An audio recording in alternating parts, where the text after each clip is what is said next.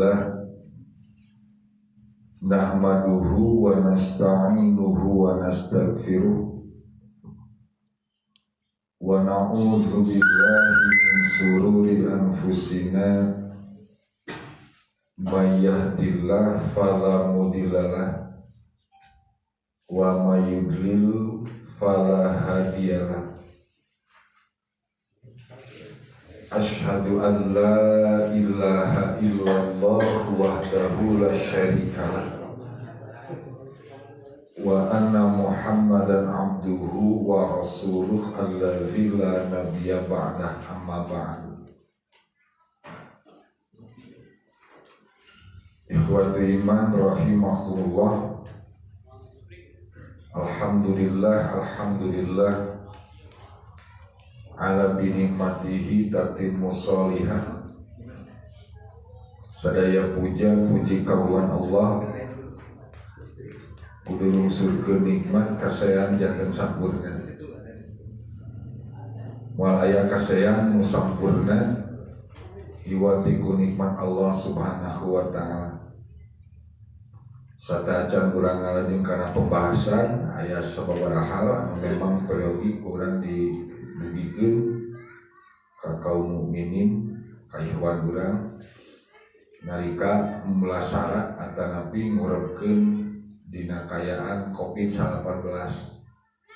Aya sababaraha kejadian peristiwa nalika diputuskan oleh pihak rumah sakit seorang meninggal, kemudian di COVID-kan, kalau di COVID-kan dinyatakan positif, kemudian diurus dengan secara protokol kesehatan segala macam, yang pada akhirnya mah dipetiannya. Tadi ada peristiwa-peristiwa banyak, begitu ngurepkeun deh di nukayaan nangkara, gitu kan? Dengan karakter terusnya setiap keluarga bisa memohon, sebetulnya kan menuntut, memohon bahwa nanti ketika datang mayit jenazah, kemudian dalam keadaan peti diminta untuk dihadapkan ke kiblat. Jadi tong nangkara, karena memang bukan hanya sesudah urang nganturkeun alika hidup ge pan urang ngiblatna ka Masjidil Haram. Ngiblat umat Islam kan pawali wajah ila syatril Masjidil Haram. Palingkan wajah itu kepada ke arah Masjidil Haram. Artinya kiblat urang mah ka Masjidil Haram. Jadi nalika ngurepkeun gitu. Nah dina kayang beuti teh kan biasana mah sok ngangkara tak balikeun ke arah kiblat. Dan tidak beberapa peristiwa terjadi. Begitu dikuburkan si mayat itu dalam keadaan bahasa Indonesia tuh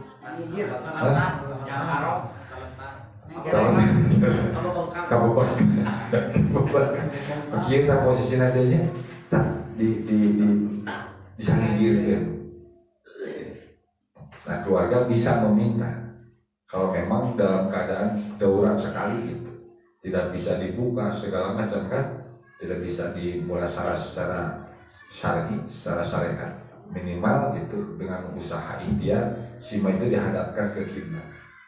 Karena memang urang pan pawali wajah dasatil Masjidil Haram, baik dalam hidup ataupun dalam keadaan sudah wafat atau keadaan wafat, kita berpaling ke arah kiblat yaitu Masjidil Haram. Dan beberapa peristiwa itu kejadiannya melihatnya dalam keadaan nangkara, terpaling ke wajah.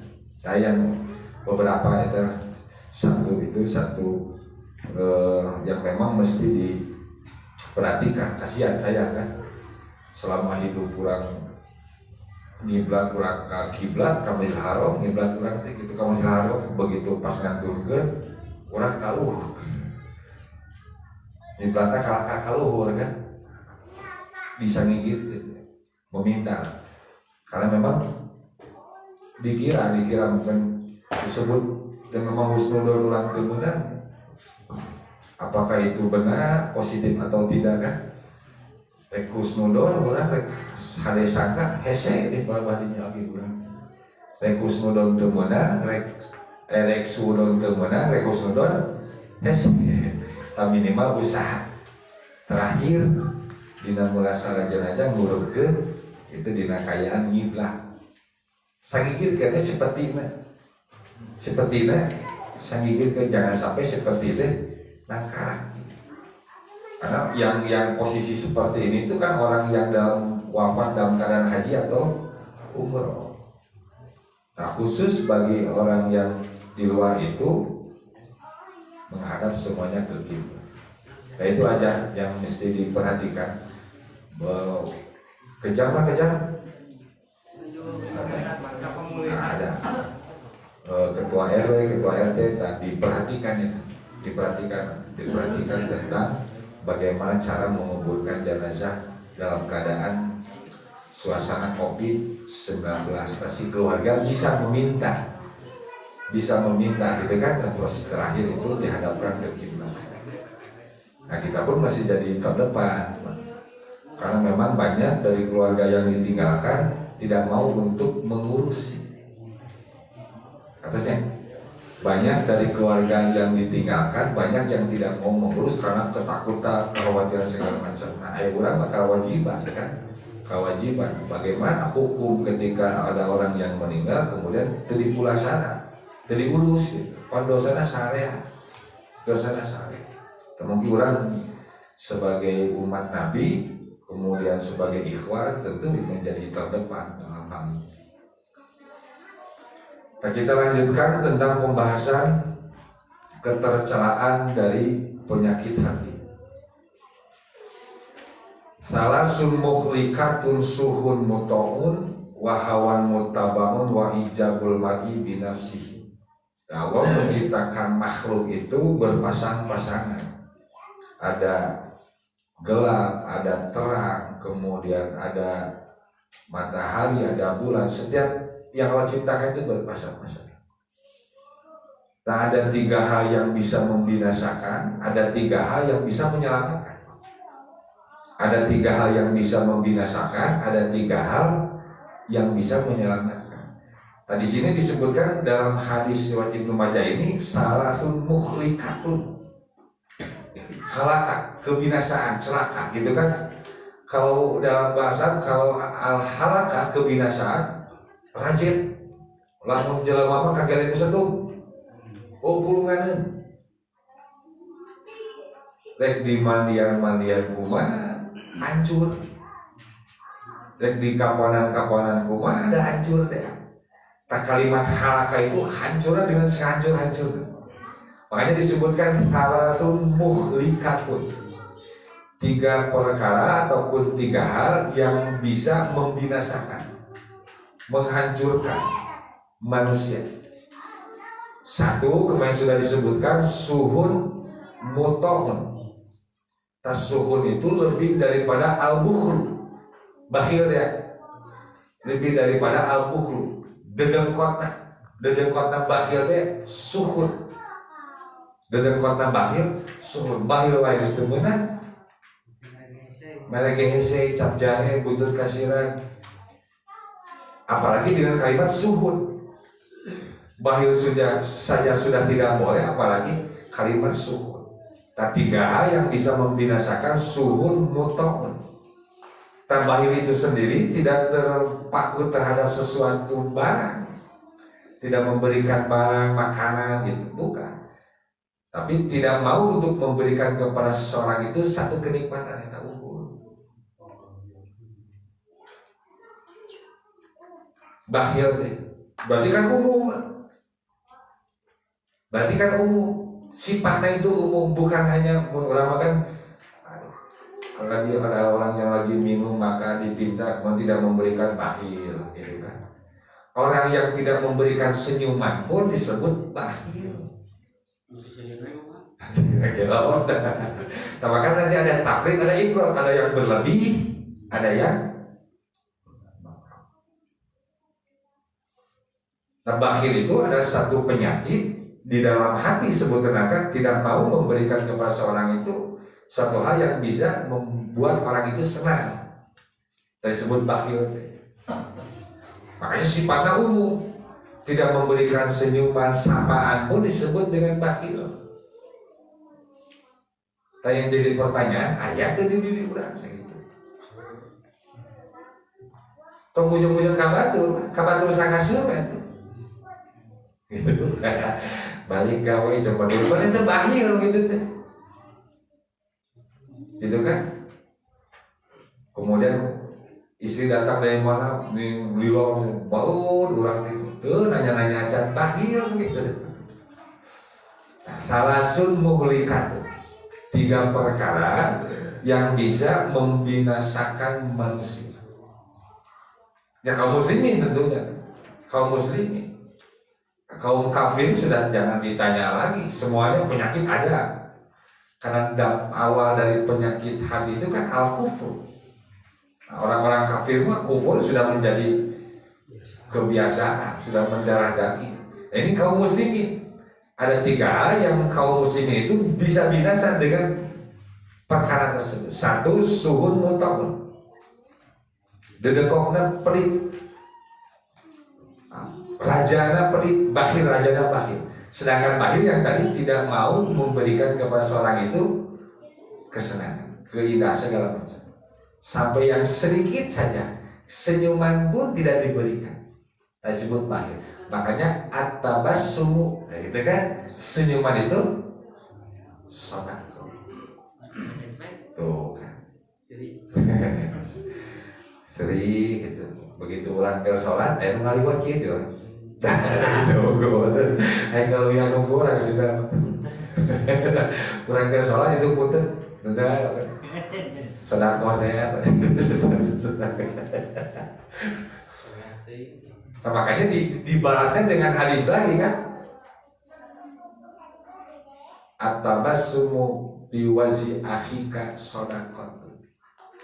Memberikan senyuman itu kepada saudara itu, kepada ikhwan itu adalah satu sedekah. Makanya ketika tidak memberikan senyuman disebut dengan bakhil. Tasuhun itu bapana bakhil ya teman, dengan kota.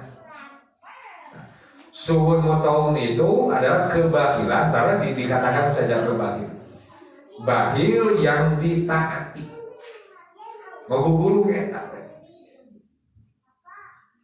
Arah hatinya itu diarahkan ke sana. Tidak mau untuk memberikan kepada orang itu kesenangan. Kuseriwai gratis lah, kalau gratis itu tidak diberi dengan barang ataupun uang. Hese, mereka hese, muwe sering gitu kan. Kayak kira-kira suhun mutawudi ayat juga. Entong jauh keluar bumi, di bumi berarti. Berapa kali gitu kan melakukan suhun, berapa lama suhun itu berada di dalam setiap hati. Kemudian suami datang, istri datang, tidak memberikan senyuman, segala macam gitu kan. Terseri-seri acan, baru zaman dulu ya, zaman dulu ya di bawah dada ya.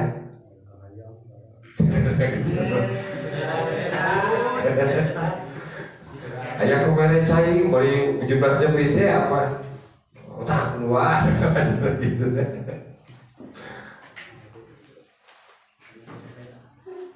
Ataupun pada akhirnya nanti ketika penyakit hati ini tertancap dalam hatinya, dampaknya kan amalannya banyak. Tidak memberikan minuman, tidak memberikan sapaan, segala macam. Itu mah dampak. Seperti hasud, kayaknya hasud mah kan di dalam hati. Hari perilaku nama amalannya terdampak di dalam hati. Nyebutkan senang gitu kan. Wah segala macam kesabaran. Kemudian yang kedua, hawa muttaba. Yang jadi masalah, hawa nafsu yang diikuti. Hawa nafsu yang diikuti. Nah, makanya orang-orang yang cerdas itu bukan orang yang bisa menjawab ini itu segala macam. Mandana nafsuhu wa amila lima ba'dal maut. Setiap sesuatu kemudian yang diikutinya itu adalah hawa nafsu, semuanya adalah adzan dosa. Setiap sesuatu ketika yang diikutinya itu adalah hawa nafsu, maka akan senantiasa berdosa. Nah, hawa nafsu itu berada dalam setiap jiwa manusia, orang lain ataupun masyarakat luas, tadi disebut dengan hawa nafsu. Nah, penyakit yang kedua ini hawan mutabaun, hawa nafsu yang diikuti. Nah, yang diikutinya bukan agama, bukan Allah, tapi hawa. Sedangkan hawa itu keinginan sesuatu hal yang diingini atau yang disukai, hasrat. Keinginan. Ketika yang ditopang, yang didorongnya itu bukan agama, tapi hawa nafsu semata, maka akan menjadikan kebinasaan. Apalagi dalam urusan agama. Apalagi dalam urusan agama. Bukan agama yang menjadi pendorongnya, bukan agama yang diikutinya, tapi keinginan hawa nafsu. Sampai kapanpun tidak akan menjadi Allah, sebab dirinya yang. Sedangkan hawa yang diikuti ini memberikan satu anggapan bahwa dirinya akan diberikan pahala. Yang jadi masalah. Hari ibadah kumaha dirinya, hari pahala yang tiap. Atas.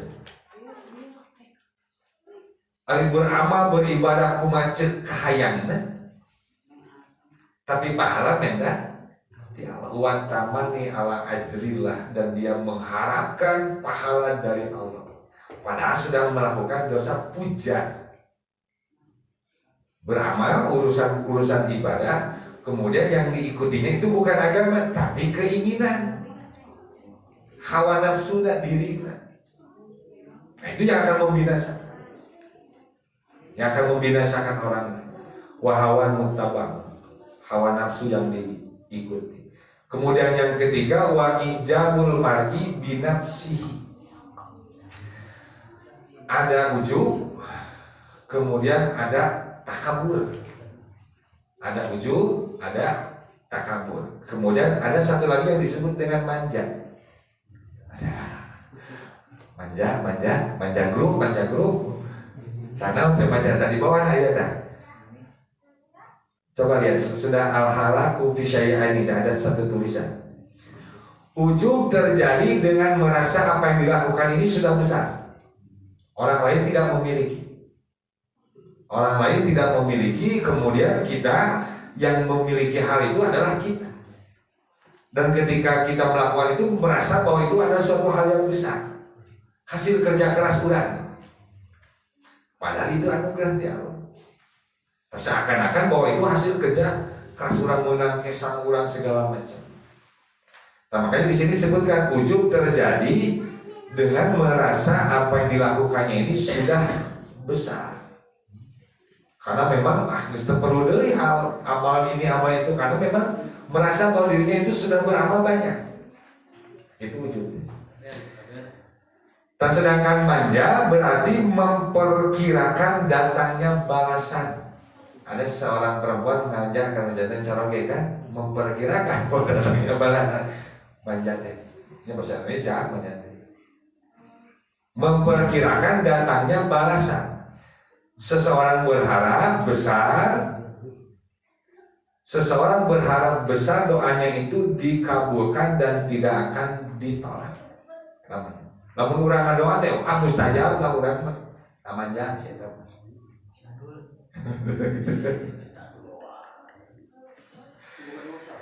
Disebut orang soleh.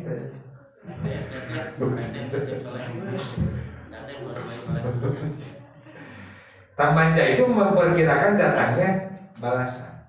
Lamun urang ngalakon itu pasti akan datang balasan pahala segala macam. Kemudian seorang berharap besar doanya itu akan dikabulkan dan tidak akan ditolak. Makanya ketika seorang perempuan itu bermanja kepada seorang suami, berharap bahwa sesuatu keinginannya itu akan dikabulkan, padahal upit gitu. Ada selain ya, apa gitu. Manja itu sesuatu yang memang diperkirakan akan datangnya balasan. Lamun urang kieu pasti bakal aya balasan, lamun urang gitu pasti akan datang balasan. Kemudian seorang berharap besar doanya itu dikabulkan dan tidak akan ditolak. Permintaan. Gitu. Nah, sedangkan ujub terjadi dengan merasa apa yang dilakukan itu sudah besar. Wa ijabul mar'i binafsihi, merasa istimewa orang lain itu tidak memiliki tanpa merendahkan orang lain. Nah, disebut ujub ya. Nah itu bedanya. Sedangkan takabur, merasa besar diri, orang lain itu tidak memiliki, kemudian merendahkan, nama takabur. Ada bedanya. Kalau ujub itu tidak merendahkan, keurangnya sorangan. Sedangkan takabur itu ada unsur merendahkan, menghinakan orang lain. Saya tak bisa naon itulah, tak gitu. Saya tanyakan ke puntang guys, kayak gitu. Guys nangkara, tahu segala macam. Kalau mereka pandangan lah, tak gitu. Takabur ya mah. Gitu. Kalau kita cibari bisa kali, musbumana luar biasa. Kalau kita jalan cibari bisa kali, wah gitu. Siapa bisa kalau kamari sore, tak gitu. Merendahkan, takabur. Sedangkan ujub itu keistimewaan kurang, tanpa merendahkan orang lain. Tak ujub. Nah, bahaya, bahaya itu bukan. Takabur apalagi lebih bahaya lagi. Takabur lebih bahaya lagi. Nah, ujub pun sama bahaya. Apa yang menjadi bahaya? Merasa orang lain itu tidak memiliki anugerah dari Allah. Batul nanti boga, urang istimewa. Nah, sedikit saja yang menjadi perbedaan. Takabur itu dengan merendahkan, menghinakan orang lain. Saya tak bisa tahu itulah. Kalau masa tenang karek 1 tahun, tak gitu. Abdi mangis 15 tahun.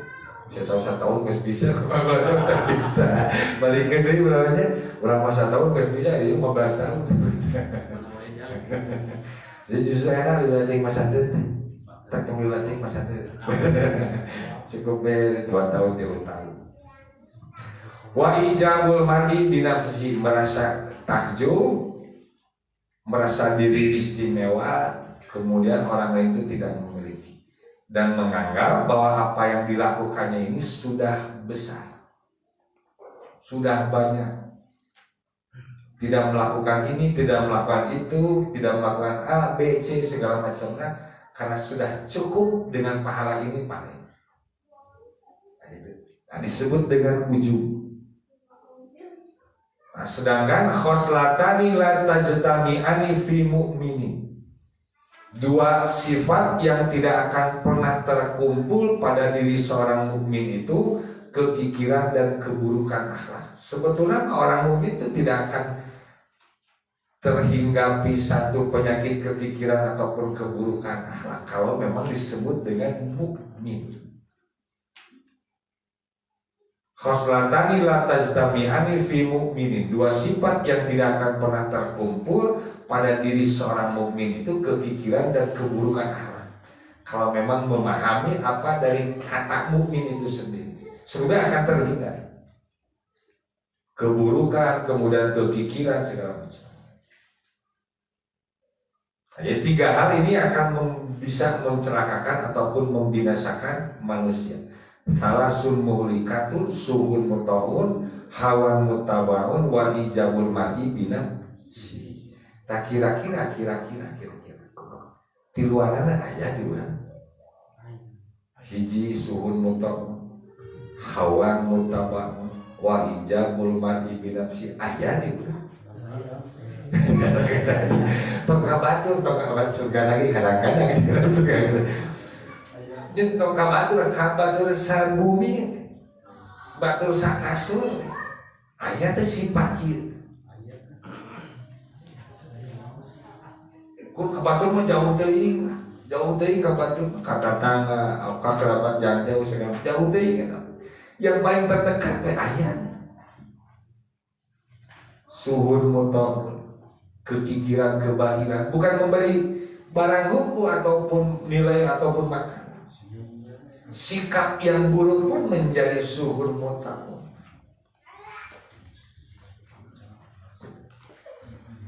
Juga jebris buat bawah itu mau ada gombrang gitu. Ditanya tengah jawab pedih, bahi. Cicing mah, itu kayak ngobrol gitu.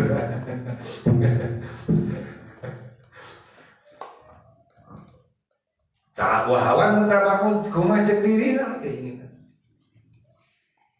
Tidak pernah agama itu dipandang sebagai satu petunjuk. Kumacek hawa nafsu. Pada agama yang menjadi pendorong, agama yang menjadi penopang. Amal seseorang itu ketika di dunia itu akan diberikan satu pahala. Kalau yang menjadi pendorongnya itu agama, sudah jelas. Yang menjadi petunjuk itu agama. Kalau bukan agama yang menjadi acuan, kalau menjadi bukan petunjuk, berarti hawannya yang diikuti. Kemudian yang ketiga, wa ijabul mar'i binafsihi.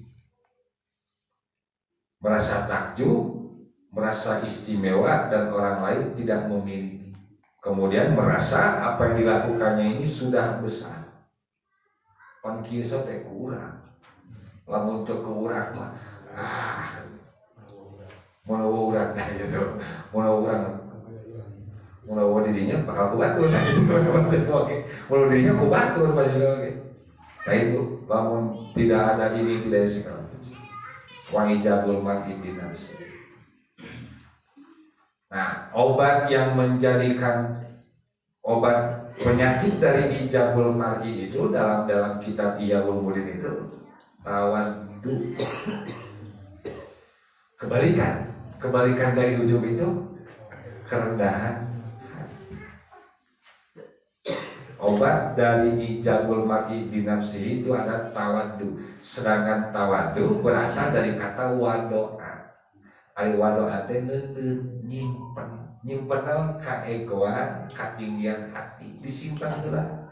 Kemudian yang dianggap itu apa? Yang diikuti agama. Nah, baru orang itu bisa tawaddu. Itu baru orang tersebut bisa tawaddu. Suatu ujub kemudian ditambah dengan menghinakan orang lain baru disebut dengan kibrun. Kibrun itu sombong, takabur ya, merasa dirinya itu besar. Orang lain itu hina, orang itu rendah. La yadkhulul jannata man kana fi qalbihi mithqala dzarratin min kibri. Tidak akan masuk surga orang yang di dalam hatinya itu ada kesombongan seberat biji saudara. Sebesar atom, virus corona, bakteri. Paling penting lain atom, lain bakteri. Lain biji jagung deui, biji jagung sekali kali. Bakteri pun tekan tinggali, saeutik gitu kan. Untuk merendahkan la yadkhulul jannata man kana fi qalbihi mithqala dzarratin min kibri. Tidak akan masuk surga orang yang di dalam hati mithqala dzarratin min kibrin, ada sedikit saja kesombongan. Sedikit padahal. Untuk sabiji kurma, sabiji jagung, badak geuing sakitu. Sabiji saekor amuba. Kau nyebutnya itu pun amuba. Sabungkus, sabatan aku, sabatan. Sakitik amuba. Miskola dzarratin min kibrin la yadkhulul jannata. Moal habis.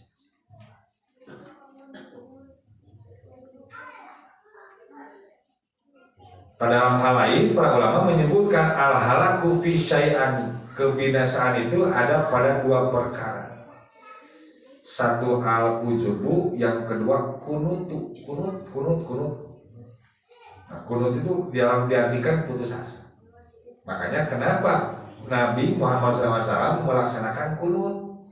Bukan sudah putus asa, bukan. Artinya segala ikhtiar, segala kemampuan itu sudah tercurahkan.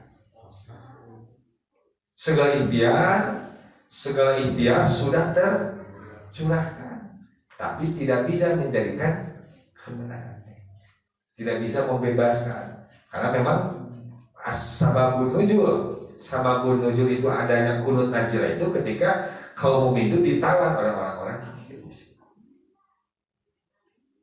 pakai delegasi segala macam, dikitu-kiu segala macam. Tidak bisa untuk dibebaskan. Dan Nabi melaksanakan kunut nazilah. Artinya kemampuan itu sudah tercurahkan. Tersebut kunut.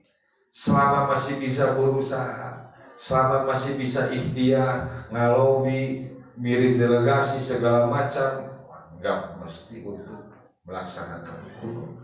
Karena kunut itu dilaksanakan oleh Rasulullah SAW ketika segala ikhtiar, segala kemampuan itu sudah tercurah. Baru Nabi Muhammad SAW melaksanakan kunut nazilah. Gitu. Jika istisqa, Pak.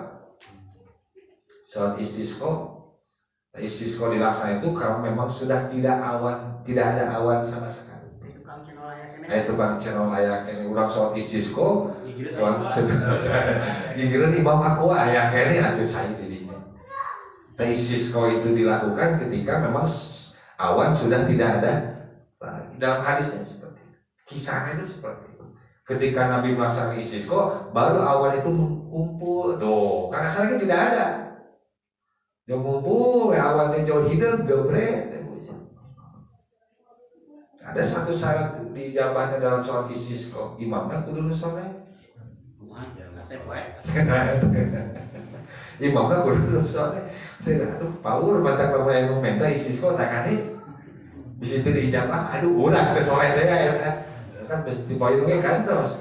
Bisa jadi pangalengan tos ganti. Cai memang hese gitu, tapi walungan masih kena aya kan ngalir gini. Cai walungan aya gini nggak memang di sumur-sumur sudah memang sulit. Tapi Cironca aya kene segala macam. Urang ngarasakeun istisqa. Pada hari waktu sih tadi dijabah eta ukur. Aduh, teu soleh teh ya batur teh jadi apaleun we urang teh teu soleh sakitu ukur. Jadi syarat ketika istisqa itu dilakukan, imamnya itu orang yang soleh, imam soleh. Nah, ketika awan itu sudah memang tidak ada lagi. Ketika awan masih ada, masih besar harapan untuk turunnya hujan. Segala macam tambah ketika awan itu sudah tidak ada, apalagi air segala macam, artinya bagaimana mau hujan kan awan itu sudah ada. Nah, baru melaksanakan istisqa. Kunut pun sama. Ketika ikhtiar itu sudah tercurahkan, kemampuan itu sudah diberikan, masih bisa tidak bisa, tetap baru melaksanakan kunut. Selama ikhtiar, ngalobi, kirim delegasi segala macam, makanan masih bisa dikirim, gitu kan, segala macam biar mesti untuk melaksanakan. Seperti Rohingya, mesti nggak untuk kunut untuk Rohingya? Masih kena bisa lompat, masih kena bisa melarikan diri ke tempat-tempat yang mesti untuk kunut sebetulnya. Karena kunut nazilah itu Nabi laksanakan ketika tawanan ditawan, kaum mukminin ditawan, kemudian dikirim delegasi tidak bisa untuk membebaskan, ditebus tidak mau, diperangan tereleh-eleh, kemampuan itu sudah diberikan. Nah, baru Nabi melaksanakan kunut nazilah. Al-halaku fi syai'ani, kebinasaan ada pada dua perkara. Satu al-ujubu, yang kedua al-kunutu. Satu ujub, yang kedua putus asa. Nah, kalau putus asa kan tidak ada lagi ikhtiar. Sebut tidak akan ada lagi ikhtiar kalau sudah orang berputus asa. Akibatnya kan itu banyak. Bunuh diri, segala macam. Banyak akibat. Tasbih. Ujub terjadi dengan merasa apa yang dilakukan itu sudah besar. Ujub terjadi dengan merasa apa yang dilakukannya itu sudah besar, sehingga melakukan hal-hal yang kecil itu tidak dipandang lagi. Muwe gitu ngadorong motor batur teh, muwe nyetek teh, dan kurang nganggus tahajud putih, ada gitu ukur tahajud saking kurajina kurang putih tahajud oke. Selain kami suka poe, salat duha ge wah abi tiap menit aya begitu di kurajina begitu aya pipahaleuh teh mus gede abi mus pahala salat gugur habis. Nah, ujub itu terjadi dengan merasa apa yang dilakukannya itu sudah besar. Ketika ada orang datang, ayo weh sedekah infak tadi engko ya enak kudu deui mah. Ayo sholat pahalana lanjut. Capek ras. Sedangkan manja memperkirakan datangnya balasan. Dan dampak dari ujub itu adalah manja. Bahasa nanti bahasa. Manja itu memperkirakan datangnya balasan. Seseorang berharap besar doanya itu dikabulkan. Nah, kenapa seorang istri itu ataupun wanita bermanja kepada seorang laki-laki?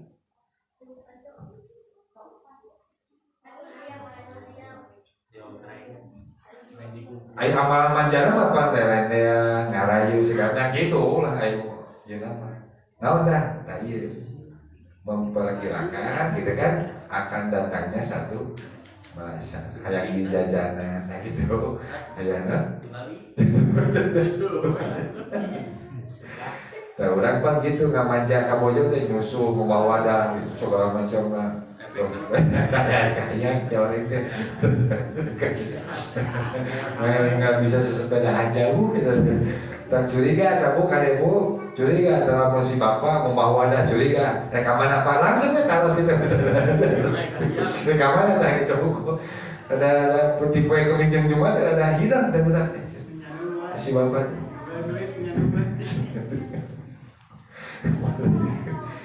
Manja itu berarti memperkirakan datangnya satu balasan. Nah, seseorang berharap besar doanya itu dikabulkan dan tidak akan ditolak. Nah itu. Taifatu iman rahimakumullah. Salasun muhlikatun, 3 hal, 3 perkara yang bisa menghancurkan, membinasakan seseorang itu. 1 suhun mutamun, yang kedua hawan mutabangun, mukatina wa ijabul mar'i binafsi. Nah, ketika ada 3 perkara yang bisa membinasakan, ada 3 perkara juga yang bisa menyelamatkan ubahna. Ayo ubahna. Ketika ada 3 hal yang bisa membinasakan orang, kanyawan, taya obatna penawar. Tadi bawah disebutkan salasun munjiatu, 3 perkara yang bisa menyelamatkan. 1 khosyatullahi ta'ala fi sirri wal alaniyah, rasa takut kepada Allah baik dalam keadaan sir ataupun alaniyah tampak. Nah, sedangkan khosyah itu berbeda dengan khauf, dan dulu sudah dijelaskan. Khauf itu diberikan oleh Allah kepada setiap manusia. Rasa takut mentabekan itu benar. Rasa kasih mentabekan. Tabiat dari manusia mempunyai ketakutan, mempunyai kekhawatiran, kasihan tabiat manusia. Sedangkan khosyah itu ketika rasa takut itu didampingi ataupun diiringi muqarranu bi'ta'zim, ada rasa bentuk pengagungan kepada Allah, baru disebut dengan khosyah. Harusnya sieun karena bisa mencerakakan gitu kan, ke urang teh nyilakakeun segala macam kan. Lamun beli pakut yang mah disingkirkeun da sieun kacungan.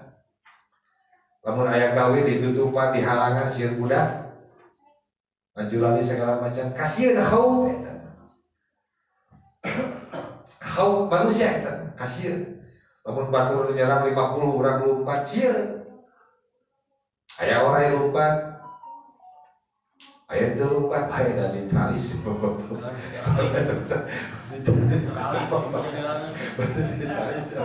Wah lembat kalau lembat sih gitu. Yang tadi bolong badan. Nah itu merasa kau tabiat manusia. Sedangkan khosyah itu muqarranu bitazim, ketika rasa takut itu diiringi dengan bentuk pengagungan. Nah, ketika orang misalkan rasa takut kepada makhluk, kemudian diiringi dengan bentuk pengagungan, syirik. Syirku korona teh kusabab ngagungkeun korona, disembah segala macam, mengagung-agungkan. Nah, ketika rasa takut itu kemudian diiringi dengan bentuk pengagungan, disebut asyirku, syirik teh. Liwatan kuburan pun bener dari tengah ceringin gede simpen ngagungkeun tasiri begitu. Ayah sapi diurus segala macam gitu kan, kemudian disembah segala macam ngagungkeun karena sapi asyirku. Sieun lamun sapi dicilakakeun, sieun lamun sapi dikitu-kitu maka ngadatangkeun bala jeung cilaka. Tadi disebut dengan asyirku. Ari sieun haum manusiawi secara tabiat manusia. Dan khosya itu hanya diberikan itu hanya kepada Allah Subhanahu wa Ta'ala. Rasa takut orang sebagai manusia kemudian diiringi dengan at-ta'zim, bentuk pengagungan tadi disebut dengan khosya. Khosya inilah yang bisa menyelamatkan justru. Tawa yang memang dampak bisa menyelamatkan dari kebinasaan kemudian mengobati penyakit al khosya, rasa kasihan.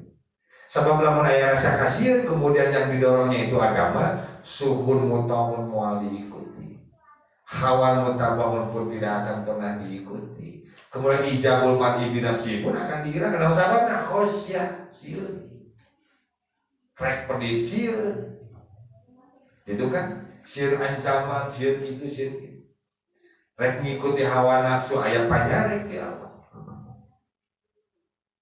Rek ijabul mar'i komodo istilahnya. Rasa takut kepada Allah ini yang menjadi awal dari salasun munjiatun, 3 perkara yang bisa menyelamatkan. Yang bisa menyelamatkan manusia itu dengan hadirnya khosyatullah, hadirnya rasa takut kepada Allah Subhanahu wa Ta'ala. Tak dampak dari rasa takut jami akan api kusieun. Jami akan api, lamun geus api bakal hati-hati. Nah sababna lamun orang nyebrang, lamun orang ngalintas jalan nyebrang culang cileun. Awal yang menjadi acuanna sieun katabrak, sieun cilaka, sieun itu segala macam. Muncul we api. Kalau muncul api penjual hati-hati we culang cileun geuna. Aya motor tingkat lebihan oke diukur kemampuannya teh kan. Kemampuan lompatnya teh wah kaudak mah. Memperkirakan. Sebab manusia itu diberikan firasat. Wah mau kaudak ya mau lompat motor 60 km per jam kurang muntas. 100 meter teh wah bakal cilaka atasan. Nah bakal api. Nah ketika seorang itu khosyatullah itu tidak ada, segala penyakit bakal lamun jelema geus eueuh kasieun ku Allah, sagala penyakit aya di mana. Suhun mutawun ya, bakhil yang ditaati, hawan yang diikuti, ijabul mar'i, takabur, i'tiqadul bidah, bakal gitu. Akidah bidah. Sebabnya sebab tidak rasa takut. Tak ketika yang bisa menyelamatkan yang paling awal itu adalah khosyatullah fisiri wal alaniyah, rasa takut kepada Allah yang bisa menyelamatkan manusia dari kebinasaan, dari kehancuran. Nah, kalau seorang suami ataupun istri ketika rasa takut kepada Allah itu hilang, maka akan melahirkan kehancuran, moal kasih, moal ayah kasih. Ku Allah wae geus teu sieun. Komo makhluk, komo gitu. Kemudian yang diikutinya itu bukan agama tapi hawanya, nafsunya, keinginan, hasratnya. Kumacep dirina.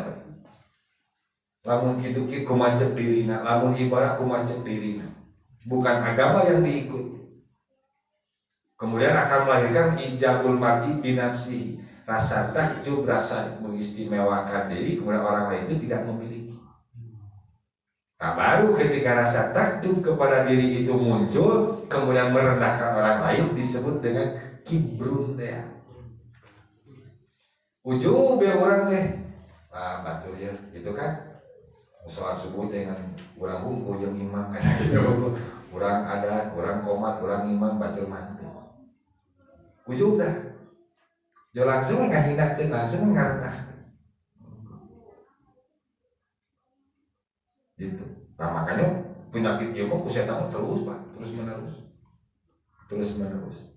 Nah, sedangkan penyakit ini semuanya berada di dalam hati manusia. Ari dampaknya mah amarah itu mah bermacam-macam. Dampak tina bahil macam-macam. Kemudian dampak dari hawan mutabon banyak macam-macam. Ujung pun sama. Nah, yang pertama yang bisa menyelamatkan manusia itu khosyatullahi ta'ala fisiri wal alaniyah. Nah, iya itu kudu dimunculkan. Yang mesti dimunculkan dalam setiap hati manusia itu khosyatullah, sieun ka Allah. Nah, sababna urang ngadugu ka kolot. Pada dasarnya sieun Allah bener kan. Sanes kuku inung bener lain sanes ku inung ambak ka urang sanes. Tapi lamun Allah bener, naon bakal bisa di.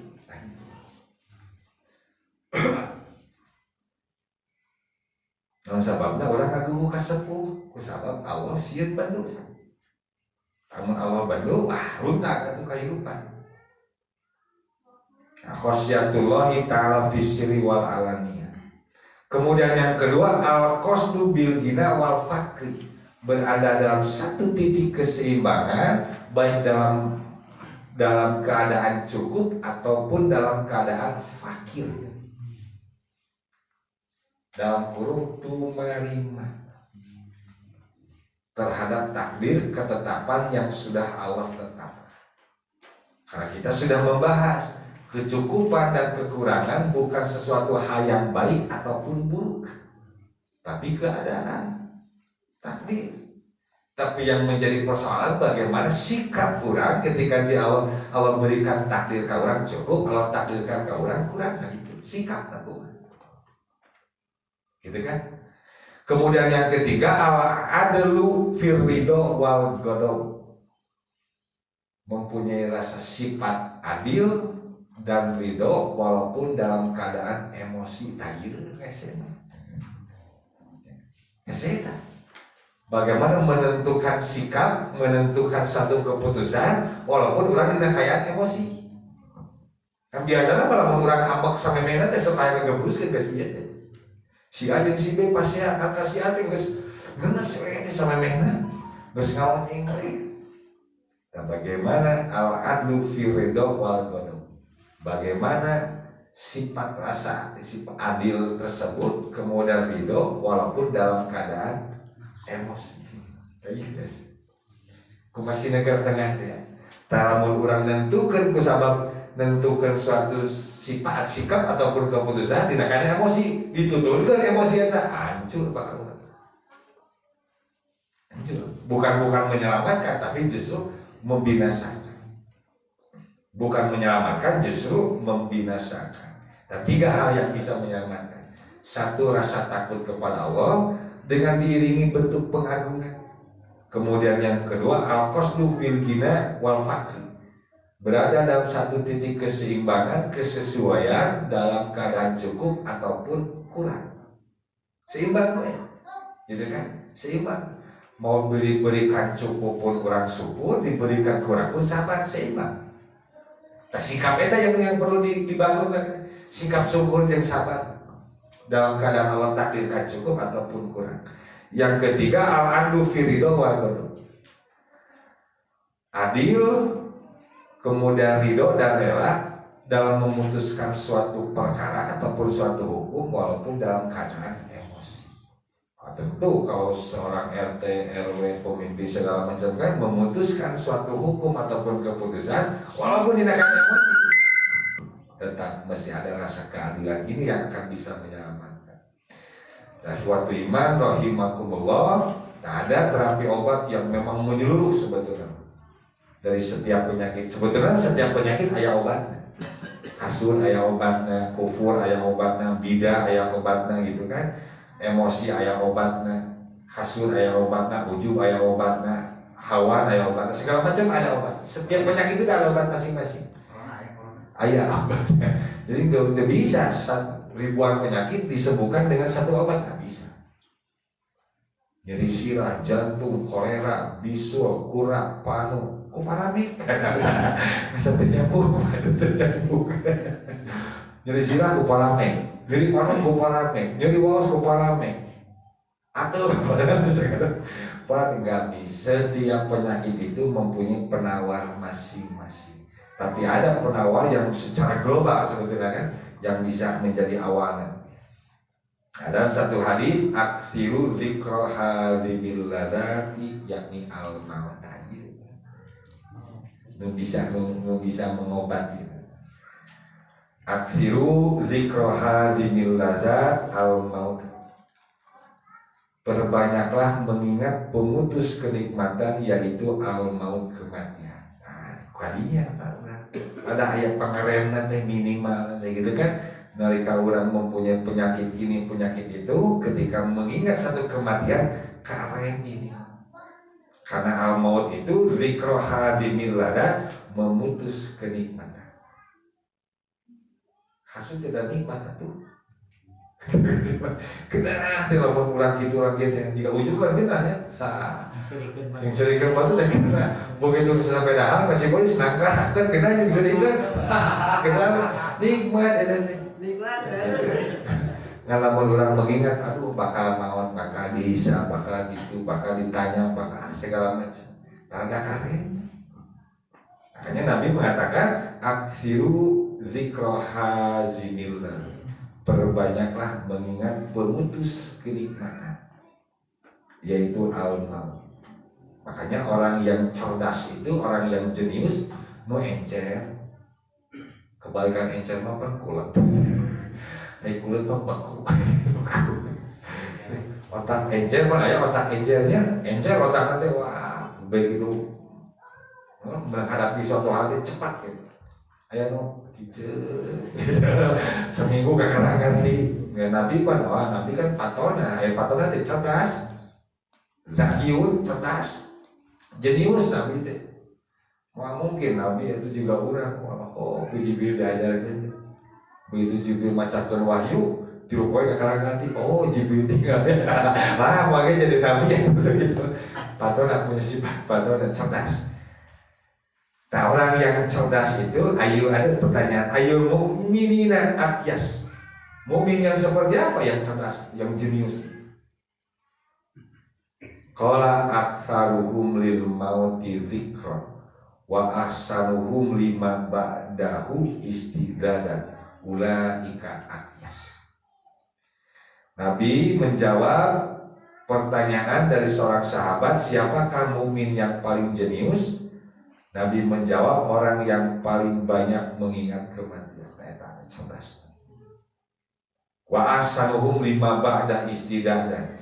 Dan orang yang baik persiapannya untuk apa sesudah. Lima lama itu isi mausul yang dulu al-am, kata sambung yang menunjukkan makna umum. Pagawean naon we? Global umum luas. Asanuhum lima ba'da.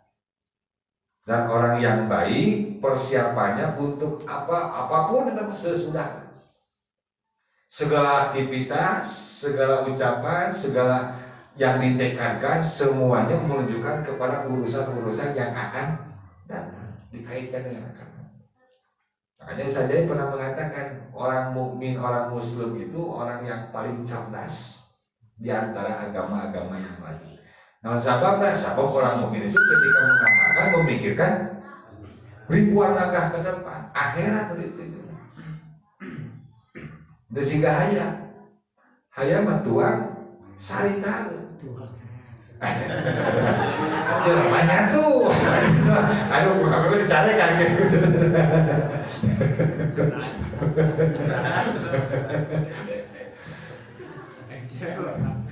Kok ayam pas hari dalam betul mikirkan kali itu, memikirkan yang urang apa memikirkan segala macam budak segala macam yang dimakan itu apa, hasilnya dari mana gitu kan.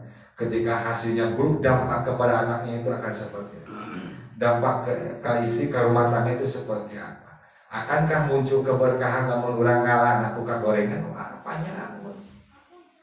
Begitu ayah ngambil depan, mau dibawa ke rumah, dibikin ke bojo, ku bojo dipesekan tuangan, kamu orang kali dipesekan anu segala macam. Wah, Mikir. Nah, al-khais itu orang yang cerdas, orang yang jenius itu mandana nafsu wa amila lima ba'dal maut. Orang yang cerdas itu orang yang dekat, akan mendekatkan dirinya dan beramal untuk apa amal itu dilakukan setelah kematian. Ayu mukminin ayu akhyas, mukmin yang seperti apa yang paling jenius? Qala aktsaruhum lil maut. Orang yang paling banyak mengingat al-maut, kematian, wa ahsanuhum lima ba'da istidadan, dan orang yang baik persiapan untuk apa dia melakukan itu sesudah. Ulaika akyas, mereka itulah orang-orang yang cerdik. Ikhwatu iman rahimakumullah, sami-sami Allah, terapi obat dari penyembuh penyakit yaitu dengan mengingat kematian. Dan dengan kematian salah satu obat ini pangarep kaulah untuk melakukan suatu hal-hal yang memang tidak diharapkan kurang sadaya. Sekali lagi ada 3 perkara yang bisa mencelakakan, ada 3 perkara yang bisa menyelamatkan. 3 perkara yang bisa menyelakakan: 1. Suhun mutaun, kebahilan yang ditaati; wahawan mutabaun, hawa nafsu yang diikuti; wa ijabul mar'i binafsihi, dan rasa takjub, mengistimewakan diri sendiri. Kemudian ada 3 hal yang bisa menyelamatkan: khosyatullah fisri wal alaniyah, rasa kasihan ke Allah Subhanahu wa taala, baik dalam keadaan sir nyumput ataupun nemrak. Rek nemrak, rek nyumput hasil we kalau. Rek banyak orang ataupun sendirian. Al-qasdu bil ghina wal fakri, kemudian berada dalam satu titik keseimbangan dalam keadaan fakir ataupun dalam keadaan cukup. Kemudian yang ketiga, al-adlu fir ridho wal ghadab, rasa adil ataupun ridho dan rela walaupun dalam keadaan emosi. Memutuskan satu perkara, memutuskan suatu hukum gitu kan dengan adil walaupun dalam keadaan emosi, itu yang bisa menyelamatkan. Ikhwatu iman rahimakumullah, sakitu poin dan biasa didugikeun, mudah-mudahan dina didugikeun informasi 3 hal yang bisa nyelakakeun, minimal urang bisa ngajauhan, minimal urang bisa ngahindari. Dina urang aya panyawat nu 3 hal ieu, urang aya obatna, aya penawana, sangkan ditepikeun, disembuhkeun, didamankeun tina panyawat-panyawat anu memang bisa ngabalukarkeun urang salaku muslimin, salaku mukminin. Sakitu pengen tesa didugikeun, aku lu qouli hada wa astaghfirullah li wa lakum wa atubu minkum. Assalamualaikum warahmatullahi wabarakatuh.